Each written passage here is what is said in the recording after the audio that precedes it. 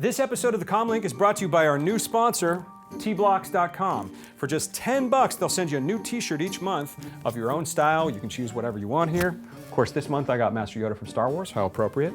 Plus a bunch of other goodies. Here's a cool sticker, cool Star Wars coffee sticker, and Stay Puft Marshmallow Man, some comics, some buttons, all kinds of stuff. You go to tblocks.com and you enter the code COMLINK, you get 15% off your first month. Thanks T-Blocks for the sponsorship, and now on with the show.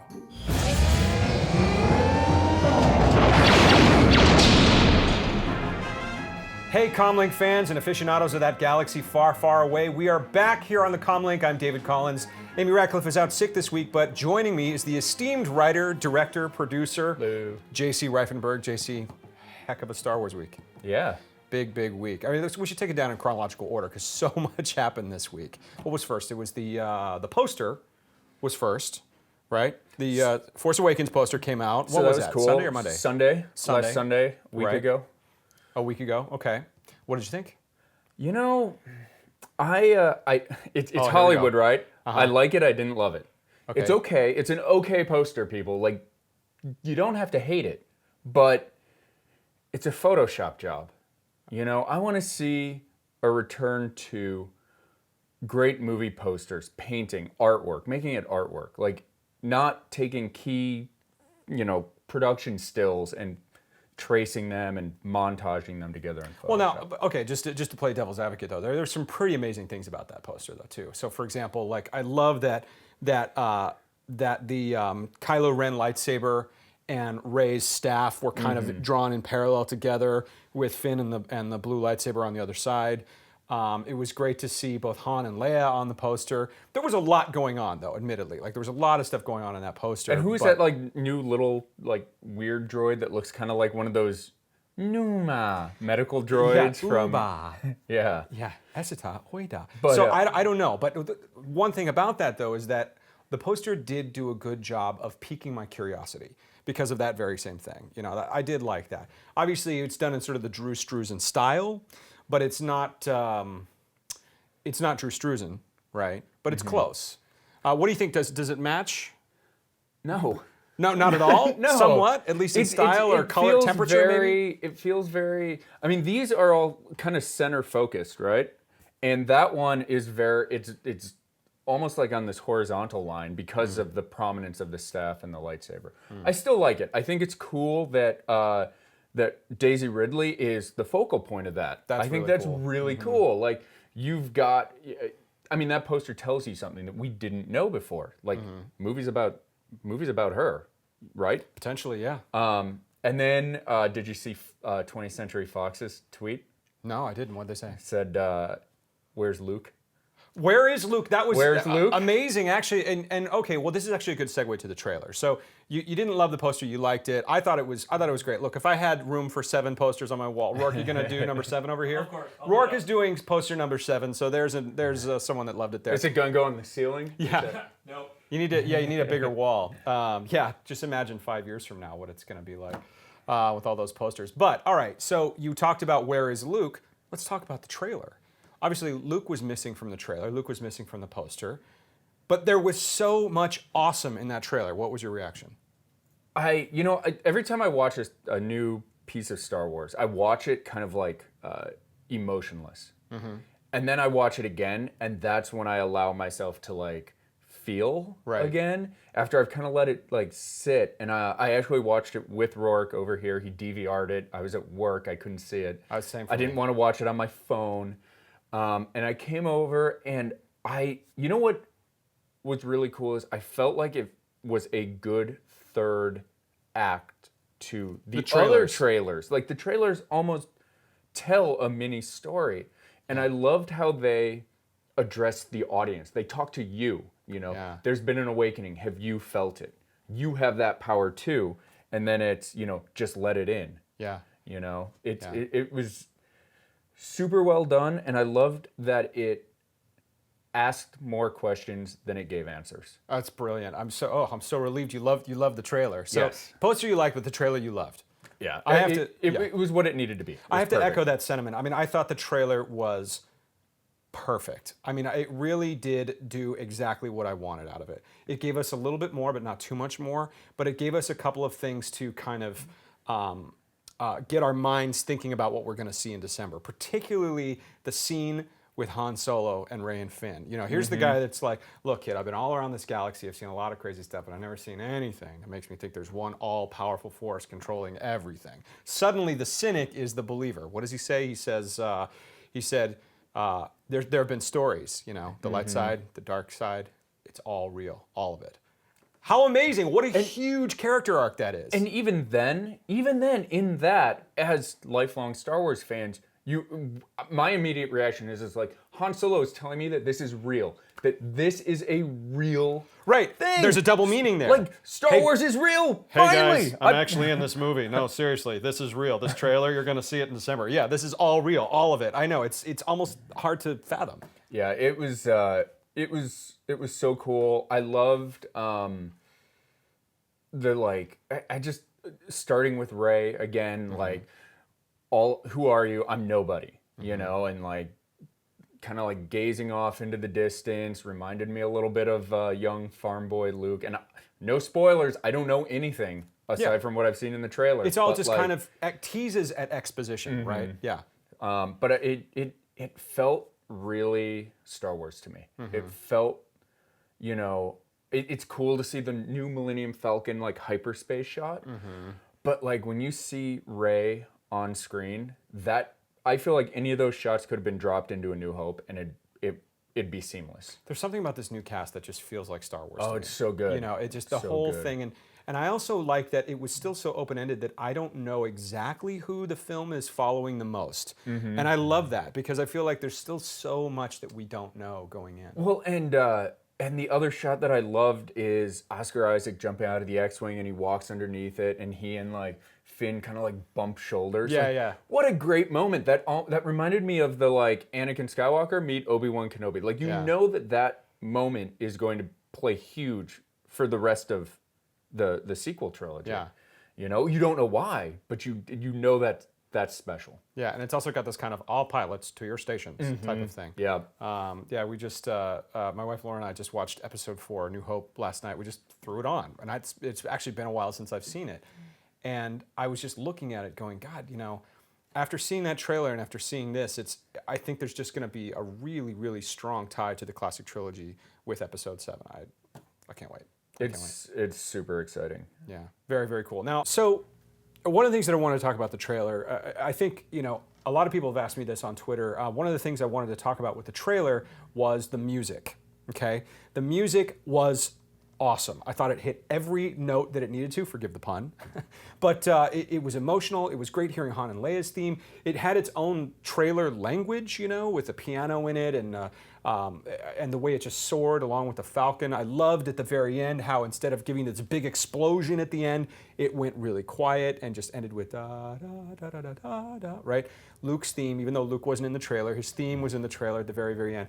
All of those things were fantastic. Now, there's been some speculation online. Is the music actually John Williams, or is it just kind of synth written by someone else internally just for the trailer? A lot of people have asked me my opinion on that. My official answer is you'll have to wait until Star Wars Oxygen, the music of John Williams, comes out next week. We're going to cover it in the next volume. We're sure to talk about it all then. But I also don't want to ruin it for everybody, you know, with my opinion. Who cares what I think? Enjoy the trailer for what it is. I thought it was perfect. I welled up. I watched it multiple times. They really understand how to get us, you know, right in the gut when it comes to Star Wars musically, and that, to me, by far is the most important thing. It's gonna be awesome. I really liked it. I love the trailer. It made for a great week. And then as soon as the trailer came out, there was this mad scramble for tickets. Yes. So hopefully you got your tickets to The Force Awakens on the 17th of December. I saw one this morning. 1,000 showings have already sold out. Wow. The movie's 2 months away.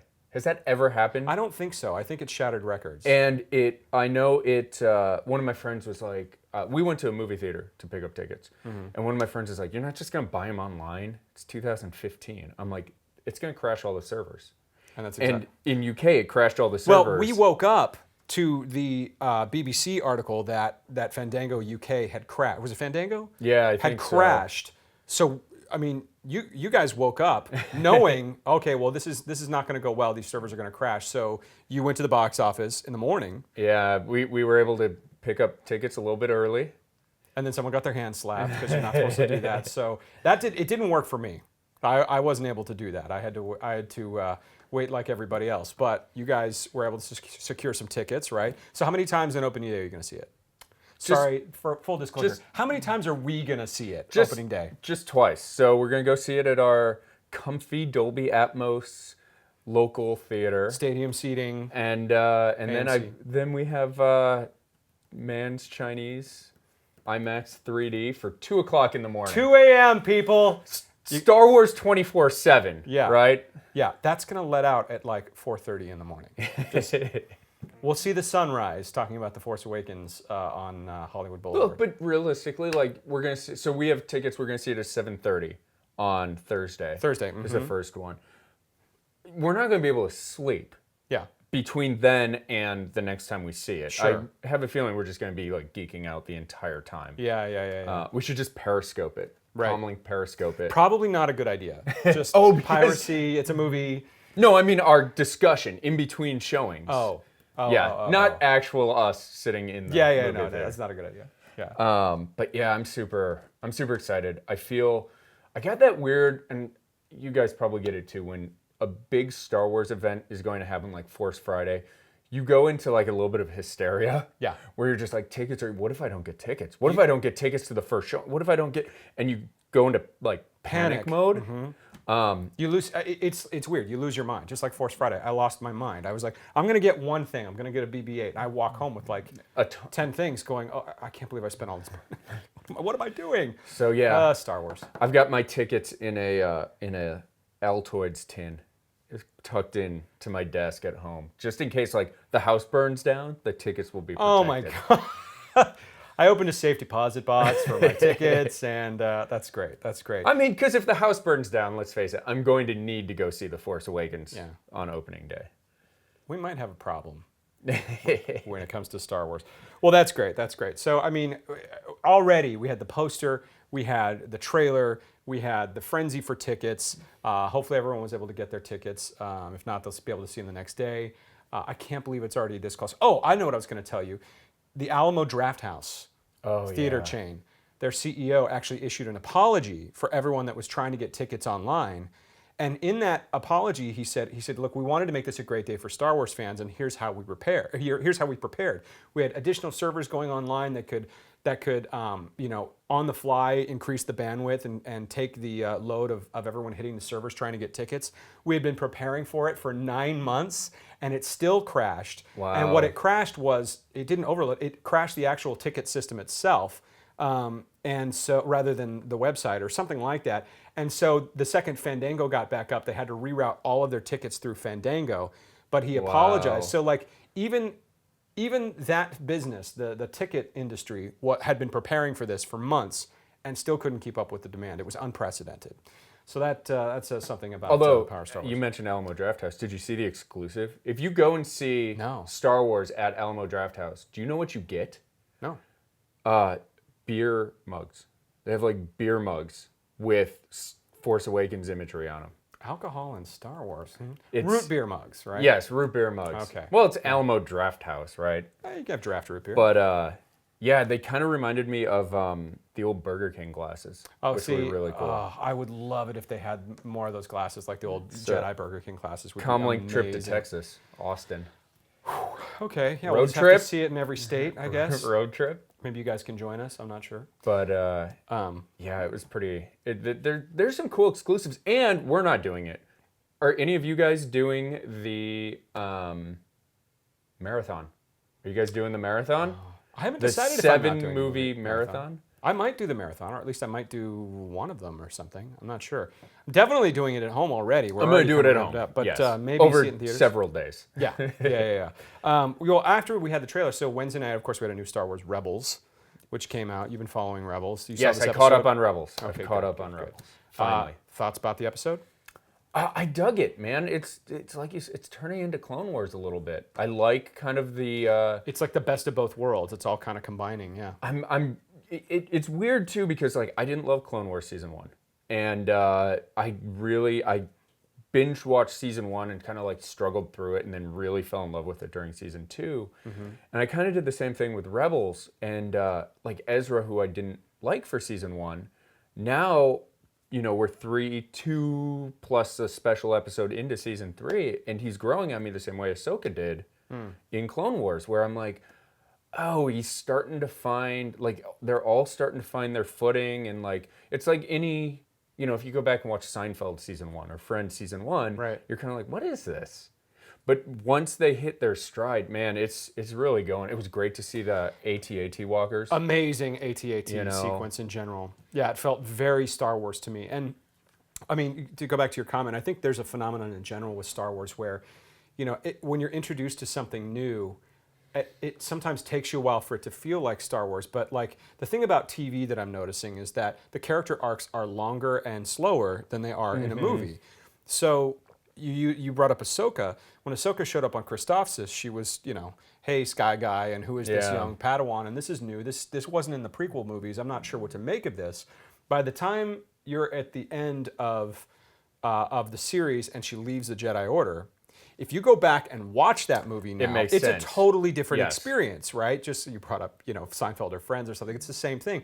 TV later seasons inform the previous stuff that you saw and actually kind of alters your opinion of it a little bit. I remember Darth Maul is another great example. So I was talking to Sam Witwer about this. When Darth Maul showed up on the Clone Wars, his first episode, he was nuts. He had spider legs, and it was just not recognizable as Darth Maul as we knew him from The Phantom Menace at all. So there was about a week between episodes, you know, because in the next episode, he starts becoming normal. You know, Mother Talzin kind of revives him, and then suddenly he's back to being that vicious Maul. But for about a week there, people were like, what happened to Darth Maul? That's not Darth Maul. The Clone Wars is ruining Darth Maul. You know, well, now all of that is totally irrelevant because you have the Clone Wars and you can sit there and binge watch it on Netflix or whatever on Blu-ray, and it's completely different.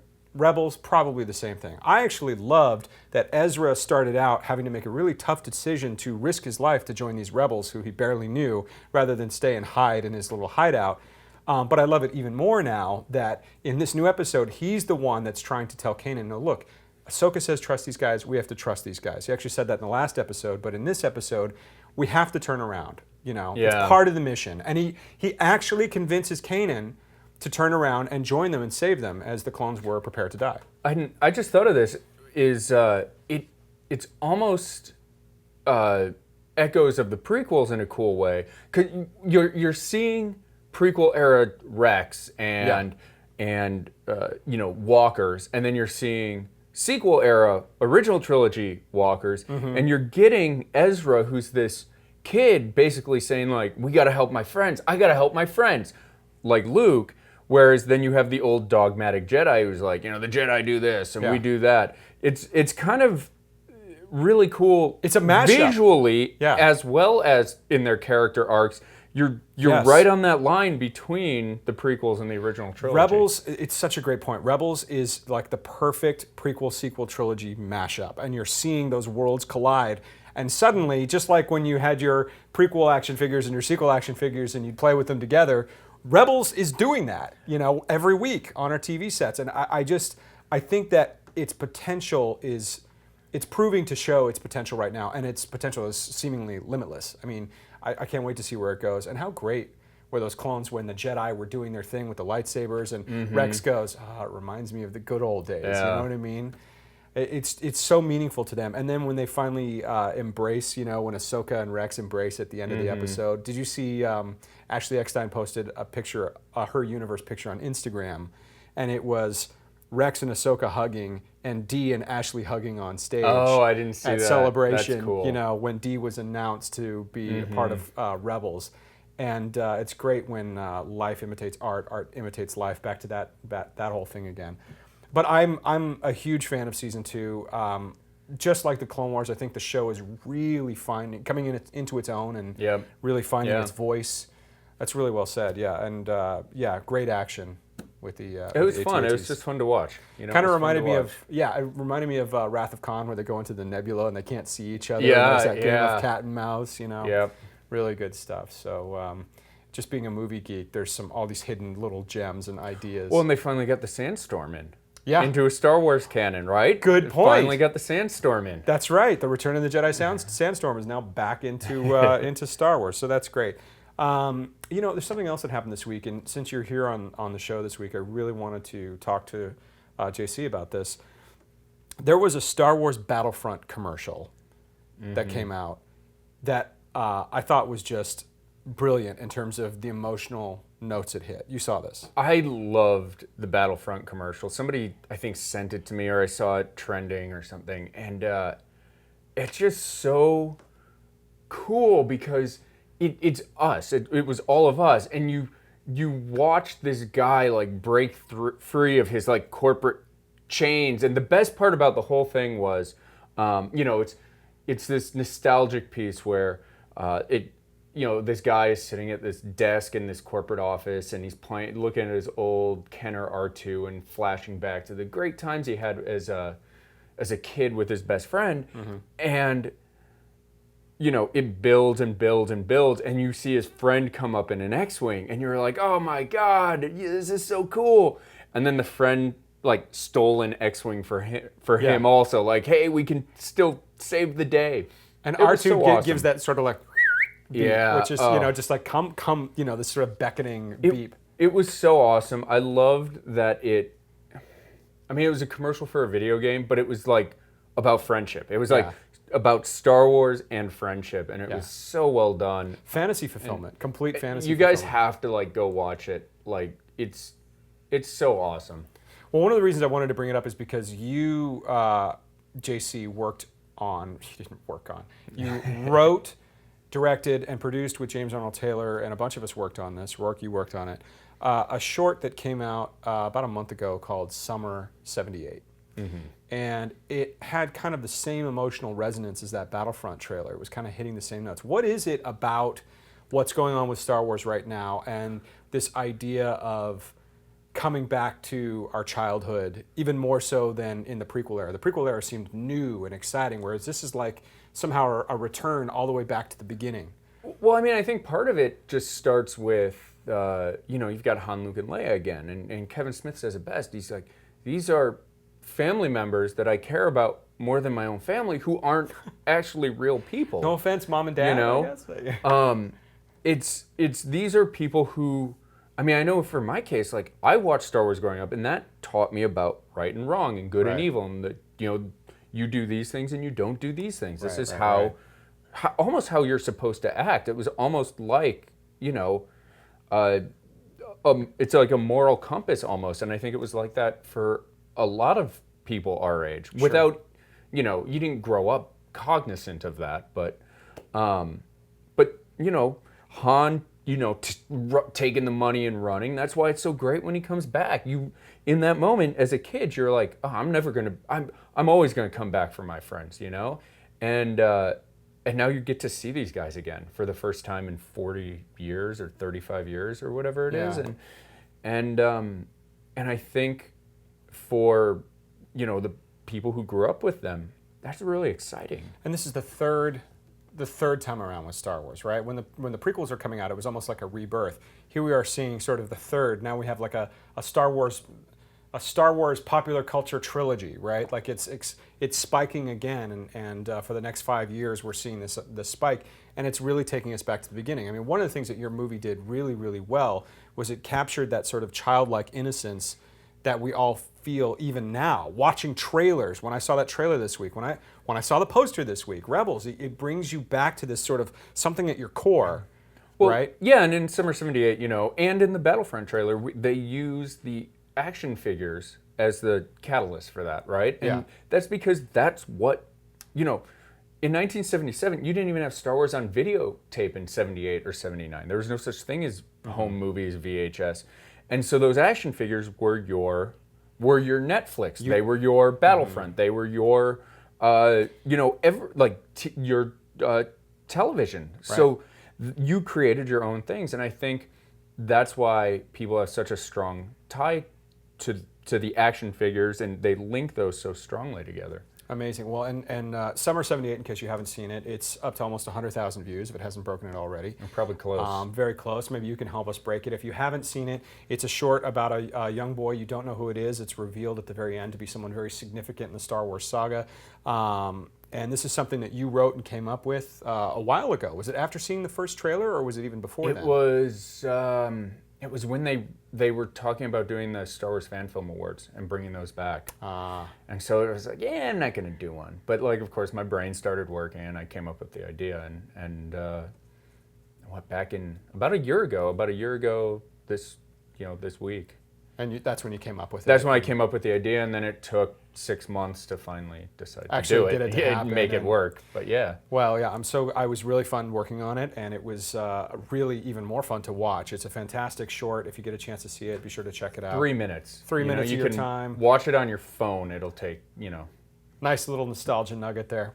And next week is Halloween. Or I should say this week is Halloween, Saturday. Yes. I see your Rancho Obi-Wan hat there. They had a Halloween gala at Rancho Obi-Wan last night. We weren't able to make it, but the pictures online were amazing. Yeah, and I love that John Farmer and Steve and one of their other friends dressed up as the clone commanders from Rebels. Yeah, really great. Wolf, Gregor, and Rex there. So that was really, really cool. The pictures are all over the internet. I'm sure you can go to ranchoobi1.com or their Facebook page. You can see those. But I had a fun time looking at those today. Oh, it was so much fun. I wish I had been there. But any big plans for Halloween for you or Peanut the dog? Or I will probably put on a Star Wars costume and hand out candy to kids. I will probably do the same. I think that's probably my plan. Yeah. That sounds good. Well, we'll be back next week. Next week, we're going to have a little Halloween show. We'll talk to you a little bit about whatever is going to be breaking this week in Star Wars, talk a little bit about Halloween. We've got a lot more great stuff coming up, special videos coming out this week.